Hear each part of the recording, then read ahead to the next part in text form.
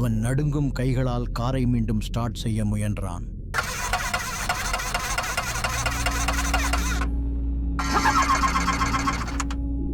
Engine செத்துவிட்டது. மிக முக்கியமாக heater நின்றுவிட்டது. அடுத்த சில நிமிடங்களில் அந்த கொடூரமான குளிர்காருக்குள் மெல்ல மெல்ல ஊடுருவ ஆரம்பித்தது. அது எலும்பை ஊடுருவும் குளிர்.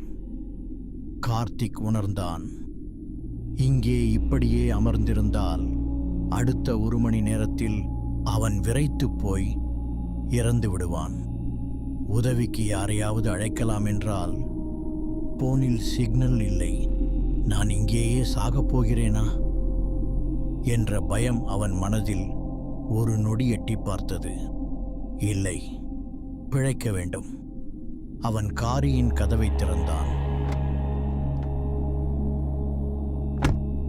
பனி புயல் அவன் முகத்தில் அரைந்தது. வெளியே இறங்கியவன் தூரத்தில் ஒரு மங்கலான வெளிச்சத்தை பார்த்தான்.